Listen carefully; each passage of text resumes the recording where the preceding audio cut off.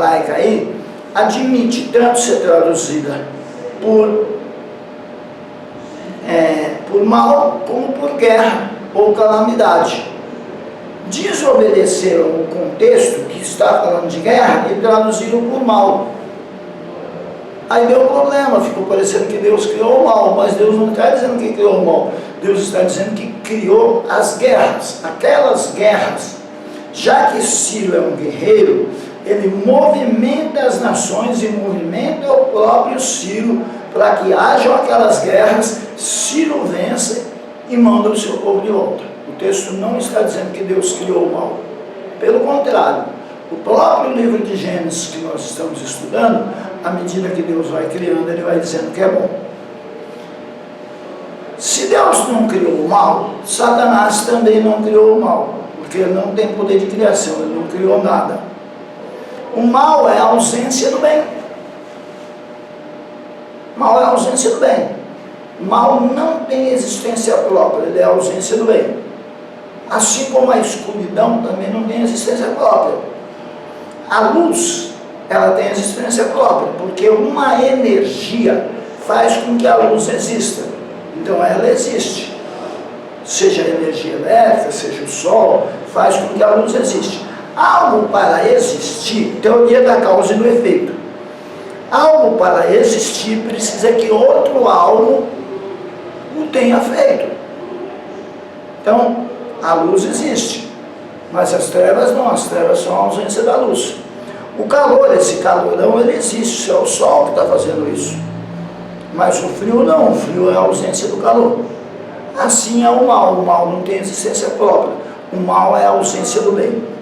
Quando o mal se ausentou do coração de Lúcifer, quando o bem se ausentou do coração de Lúcifer, do portador de luz, e ele escolheu levantar-se contra Deus, por sua livre escolha, aí desencadeou-se o mal.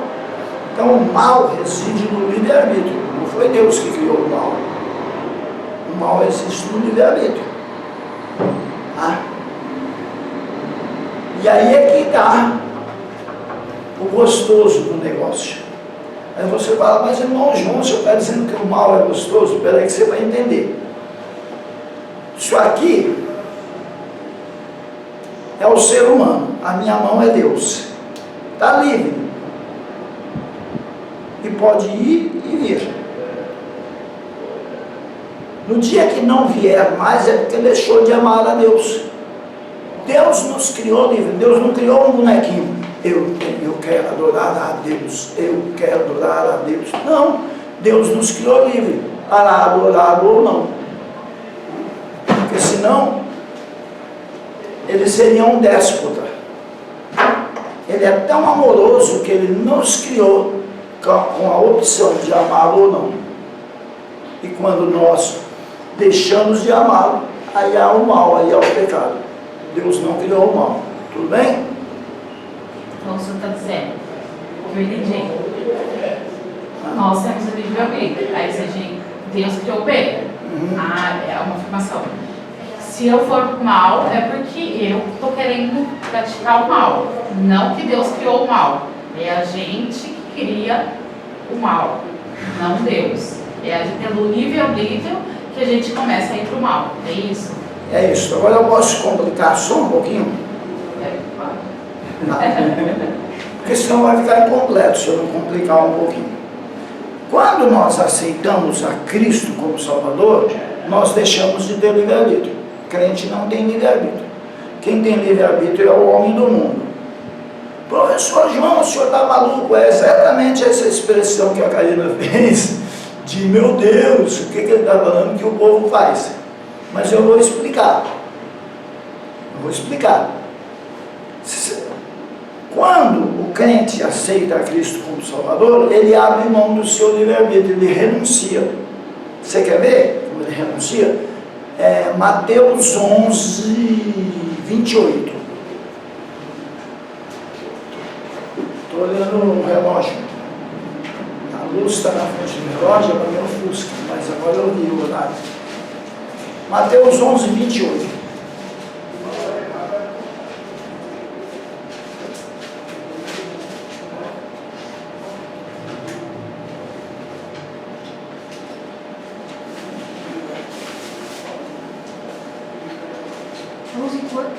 Mateus 11, 28. Vinde a mim todos os que estáis cansados de carregar suas pesadas cargas, e eu vos darei descanso. Tá. 29. Tomai o vosso lugar em minha canga e aprendei de mim. Todo amável e humilde de coração. Tá excelente, mas vamos usar uma versão mais antiga, porque ela vai cortar algumas palavras que vai tornar o negócio mais objetivo para nós. Não que a sua esteja errada, tá? Só para ficar mais objetivo. Vamos lá, Mateus 11, 28, irmão Gilberto. As meninas olham na Bíblia. Obriga, sobrinho. Mateus, Mateus 11, 28. Vinde a mim todos que estáis cansados e oprimidos, e eu vos aliviarei. 29. Tomai sobre vós o meu jugo. Peraí, tomai sobre vós o meu jugo. Você sabe o que é jugo? Jugo é canga. No interior de São Paulo e em alguns outros lugares também, ao invés de jugo, é chamado de canga. É isso aqui, ó. Isso aqui são 4 boizinhos, tá vendo os bois aqui? Olha para minha mão. Isso aqui são os bois. A canga vem e encaixa nos bois. Eles não vão para onde eles querem. Eles só vão para onde o boi mais velho, mais experiente, que conhece o trabalho, vai. Então, crente não tem livre-arbítrio. Crente não vai para onde quer. Crente só vai para onde Jesus quer. Tomai sobre vós o meu jugo, a minha canga. Continua. E aprendei de mim, que eu sou manso e humilde de coração, e encontrarei descanso para as vossas almas. Continua. Porque o meu jugo é suave, e o meu fardo é leve. Olha lá, é leve e é suave, mas tem jugo e tem fardo. O jugo impede que a pessoa vá para onde quer. O jugo de Satanás é pesado, é opressor. O jugo de Jesus é leve e é suave, mas tem jugo. Quem tem jugo não tem livre-arbítrio, certo? O que acontece? O crente, quando ele aceita Jesus como Salvador, ele renuncia, ele abre mão do seu livre-arbítrio, abre mão de poder fazer o que quiser para seguir a Cristo. Aquele que quiser vir após mim, negue-se a si mesmo. Tome cada dia a sua cruz e siga-me. Então o crente não tem livre-arbítrio, o crente tem cruz. É diferente. Eu já fui muito criticado por ensinar isso, mas é o que o texto diz, eu não posso ensinar outra coisa. Paulo também escrevendo os Gálatas, esse eu não vou ler não, tá? Por causa do tempo. Mas vocês lerão. Paulo escrevendo aos Gálatas, anota aí, eu quero ver canetinha anotando, porque se não anotar eu vou saber que é porque não leu durante a semana. Ele é tão bonzinho quando não está dando aula. Eu tenho, agora diminuiu, mas aqui em Suzano eu tenho uma fama terrível, tenho uma fama de exigente. Mas gente, se eu não exigir de você, depois o Papai do Céu vai cobrar de mim, vai falar, ó, você está dando aula só pelo dinheiro da aula? Eu não posso fazer isso, tenho um compromisso com ele. Então vocês vão ler Gálatas capítulo 2, ali pelo versículo 20, vai estar escrito mais ou menos assim: não vivo mais eu, mas Cristo vive em mim. Já estou crucificado, e a vida que eu agora vivo, vivo pela fé no Filho de Deus, que me amou e se entregou por mim. Agora, vocês já viram algum crucificado? Alguém que está morto, que morreu na cruz, andando por aí fazendo o que quer, exercendo o livre-arbítrio? É uma troca. Eu abro mão do meu livre-arbítrio para seguir a Cristo. Bom, agora o homem do mundo, e quando ele não aceitar, ele pode fazer o que ele quiser. Eu não posso fazer o que eu quero. Ah, se eu for fazer o que eu quero, meu Deus.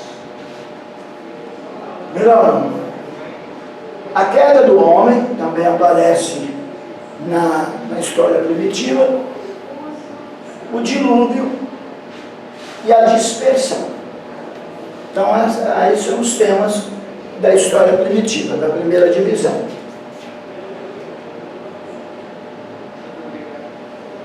A história patriarcal registra a vida dos 4 homens, dos 4 grandes homens. Gênesis capítulo 12. Gente, tem um segredo aqui, tá? Aqui no capítulo 12, Deus para de tratar com a humanidade como um todo. Até o capítulo 11 ele está tratando com a humanidade como um todo. No capítulo 12 ele para de tratar com a humanidade como um todo e começa a tratar com Abraão. Por quê? Porque de Abraão ele vai gerar o povo de onde virá Cristo segundo a carne, tudo bem? Então isso tem que estar bem claro para vocês. Capítulo 1, até o capítulo 11 Deus trata com toda a humanidade. A partir do 12 ele começa a tratar com Abraão. Para de Abraão gerar o povo judeu e Cristo. Então os 4 principais homens: Abraão, Isaque, Jacó e José, no período patriarcal. Tudo bem? Aplicação prática. O tema predominante de Gênesis é a existência eterna de Deus e a sua criação do mundo. Gente, a existência eterna de Deus. Nunca tentem provar que Deus existe. Mas, irmão João, eu sou crente, eu quero provar que Deus existe. Para com isso. Não entra nessa não. A própria Bíblia, ela não busca provar que Deus existe. Ela começa no princípio, criou Deus os céus e a terra. Se você crê, é isso. Se você não crê, é isso do mesmo jeito. Sabe por que você não deve tentar provar? Porque quando você estuda direito, ou mesmo que no estudo você leia um pouco, o ônus da prova, o ônus, a obrigação da prova, pertence ao acusador. Então quem está dizendo que Deus não existe é que tem que provar, não é você que tem que provar. Você não está dizendo nada. Se você começar a insistir, aí você é obrigado a provar. Tá bom? Então, deixa quem diz que ele não existe tentar provar. Tá? O tema predominante de Gênesis é a existência eterna de Deus. Tudo tem princípio nele. E a sua criação no mundo. Não há nenhum esforço por parte do autor de defender a existência de Deus. Ele simplesmente afirma que Deus sempre foi e sempre será o Todo-Poderoso sobre todos. A sarça ardente. Vamos pensar na sarça ardente. Sarça ardente, para Moisés não era novidade. No deserto, a sarça, ela tinha combustão, autocombustão. Muito calor, ela já estava muito quente, o vento do deserto batia nela, ela queimava. Para Moisés não era novidade ver sarça ardente. A novidade para Moisés é que a sarça ardia, mas não se consumia. Por que a sarça ardia e não se consumia?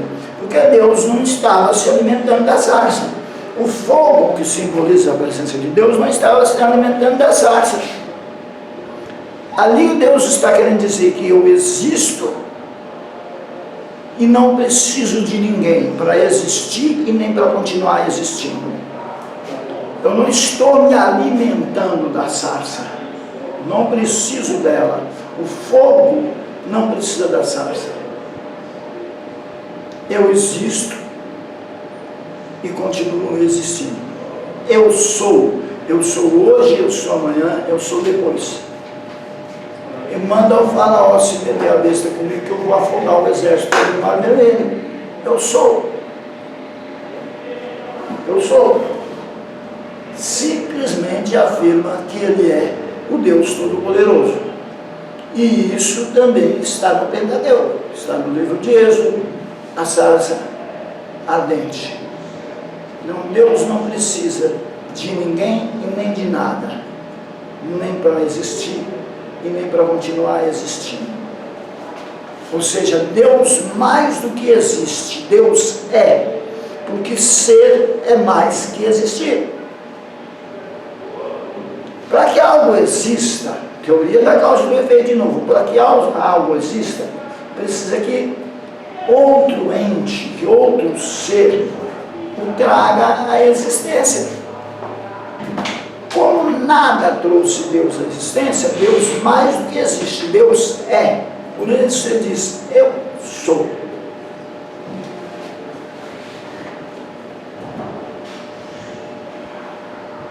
Deus criou o universo, a terra e todo ser vivo.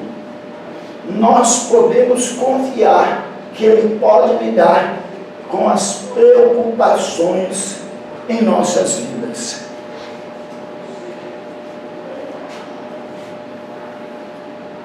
É só nós confiarmos nele que Ele vai lidar com as preocupações em nossas vidas. Eu costumo brincar e dizer o seguinte: se eu contar a minha história do carroceiro, o primeiro que chora é o jumento. Eu tentei contar para o carroceiro, o jumento chorou que foi uma inundação. Então não conto mais minha história. Eu faço isso aqui, ó. Nós podemos confiar que Ele pode lidar com as nossas preocupações em nossas vidas. Eu trabalho, procuro obedecer a Ele e confiar que Ele pode resolver. Se Ele criou o universo, Ele não pode resolver um problema meu? Qual a dimensão do meu problema diante da complexidade do universo? Deus pode Deus pode tomar uma situação desesperadora, como Abraão e Sara ainda sem filhos, e fazer coisas incríveis, se simplesmente confiarmos e obedecermos.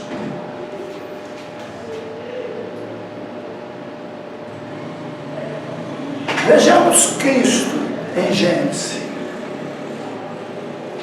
O livro de Gênesis claramente aponta para Cristo. Logo no capítulo 3, lemos que o próprio Deus anunciou que o descendente da mulher destruiria Satanás. Nós já lemos esse versículo hoje, Gênesis capítulo 3, verso 15. A genealogia iniciada em Gênesis encontra seu final no Novo Testamento, com o nascimento de Cristo. Gênesis capítulo 5, verso 11. Leia Gênesis 5, verso 11, por favor.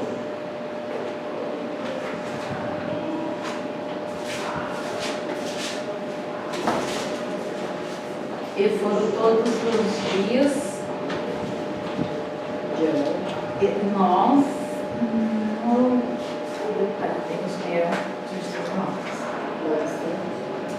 e 5 anos e morreu.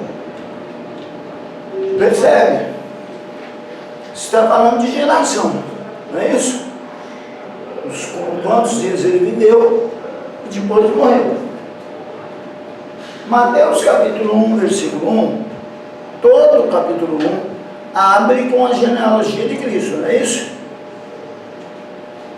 E Lucas 3 também vai falar da genealogia de Cristo.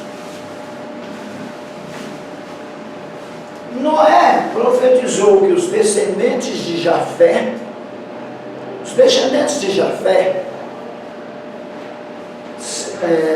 seriam abençoados, encontrando a salvação por meio dos descendentes de Sem. Gente, isso é fácil de lembrar, tá? É o nome dos 3 filhos de Noé. É só você lembrar do dia de jejum, sem pão e café. Que aí você vai lembrar sempre, sem cão de Jafé.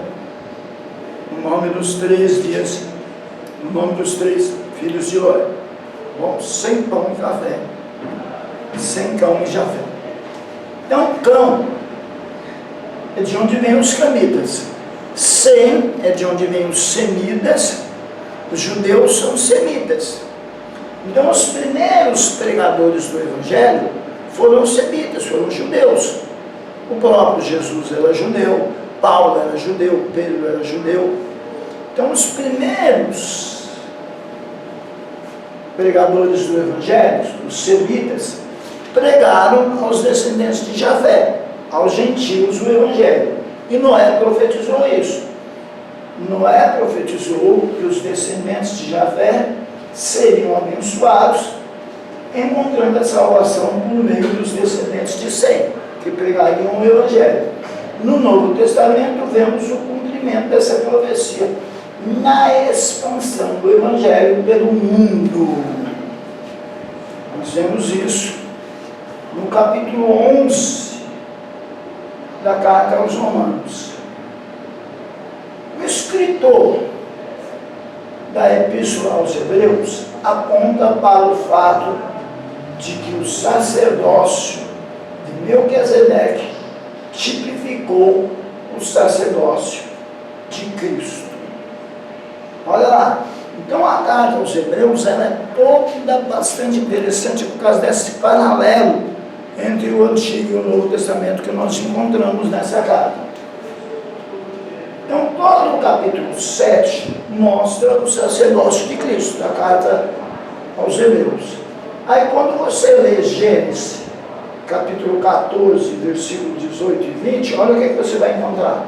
Vai lá, Gênesis capítulo 14, versículo 18 e 20. 18 ao 20.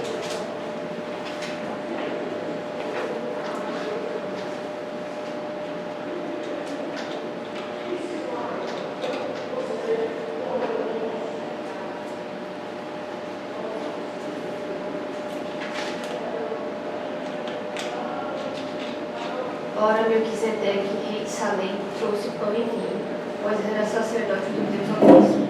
E abençoou a Abraão, dizendo: Bendito seja Abraão pelo Deus Altíssimo, o Criador dos céus e da terra. E bendito seja o Deus Altíssimo, que entregou os teus inimigos nas tuas mãos. E Abraão deu-lhe o dízimo de tudo. E aí, quando você lê Hebreus capítulo 7, vai mostrar Cristo como sacerdote eterno, segundo a ordem de Melquisedeque. Vamos ver Hebreus capítulo 7.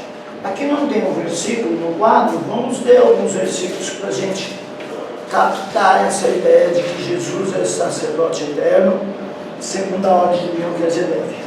Hebreus capítulo 7. Vamos lá, Porque este Melquisedeque, rei de Salém, sacerdote do Deus Altíssimo, e saiu ao encontro de Abraão quando ele regressava da matança dos reis, e o abençoou. Continua. A quem também Abraão separou o dízimo de tudo, sendo primeiramente, por interpretação do seu nome, rei de justiça, e depois também rei de Salém, que é rei de paz, sem pai, sem mãe, sem genealogia, não tendo princípio de dias nem fim de vida, mas feito semelhante ao Filho de Deus, permanece sacerdote para sempre. Considerais, pois, quão grande era este, a quem até o patriarca Abraão deu o dízimo dentre os melhores despojos. Os que dentre os filhos de Levi recebem o sacerdócio tem ordem, segundo a lei, de tomar os dízimos do povo, isto é, de seus irmãos, ainda que estes também tenham saído dos lombos de Abraão. Mas aquele cuja genealogia não é contada entre eles, tomou dízimos de Abraão e abençoou ao que tinha as promessas. Ora, sem contradição alguma, o menor é abençoado pelo maior. E aqui certamente recebem dízimos homens que morrem ali, porém os recebe aqueles de quem se testifica que vive. E por assim dizer, por meio de Abraão até Levi, que recebe dízimos, pagou dízimos, porquanto ele estava ainda nos lombos de seu pai, quando Melquisedeque saiu ao encontro deste. De sorte que se a perfeição fosse pelo sacerdócio levítico, pois sob este o povo recebeu a lei, que necessidade havia ainda de que outros sacerdotes se levantassem, segundo a ordem de Melquisedeque, Só até aí tá bom. Conclui só esse versículo. e que não fosse contado segundo a ordem de Arão, pois mudando-se o sacerdócio, necessariamente também se faz mudança da lei, porque aquele de quem estas coisas se dizem pertence a outra tribo, a qual ninguém ainda serviu ao altar, visto ser manifesto que nosso Senhor precedeu Judá, tribo da qual Moisés nada falou acerca dos sacerdotes, e ainda muito mais... Termina só esse versículo. Oi? Termina só o versículo que você já está lendo. O 15? É. E ainda muito mais manifesto é isto, se a semelhança de Melquisedeque se levanta outro sacerdote. Vocês perceberam aí em Hebreus a comparação entre Cristo e Melquisedeque? Por que Cristo é comparado com Melquisedeque? Porque Melquisedeque, a Bíblia não fala da genealogia dele. Só apresenta Melquisedeque como um mistério. Não que ele não tenha, ele é um homem normal, mas a Bíblia não apresenta. E Cristo também é apresentada somente a genealogia humana dele. A finalidade é lembrar que Cristo, o sacerdócio de Cristo é maior do que o sacerdócio de Arão. O sacerdócio de Arão é um sacerdócio envolto em mistério, assim como o sacerdócio de Melquisedeque. Quando a Bíblia mostra Melquisedeque como sacerdote, ela está apontando para Cristo como sacerdote eterno na carta aos Hebreus.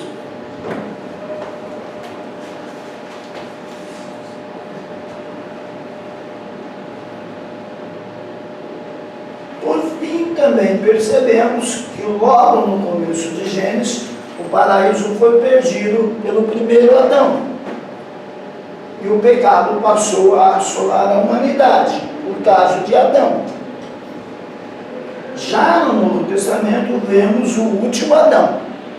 Paulo faz uma comparação, Paulo diz que Adão é o primeiro Adão e Cristo é o último Adão. Pelo primeiro Adão entrou o pecado, a morte. Pelo segundo Adão entrou a vida. O segundo Adão é Cristo. Já no Novo Testamento vemos o último Adão, ou o segundo Adão, como queira, restaurando o paraíso e garantindo ao seu povo a vitória sobre o pecado. A Bíblia começa em Gênesis mostrando o homem sendo privado da promessa de Deus. Porém, ela termina mostrando o homem desfrutando da salvação eterna, através dos méritos de Cristo.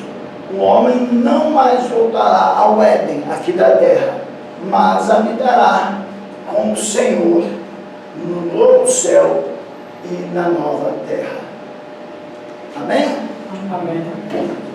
Chegamos ao final e eu espero vocês na semana que vem. Nós vamos pedir para uma menina orar. O menino orou, agora vamos pedir para uma menina, para a Monique. Você pode orar para nós encerrarmos, Monique, por favor?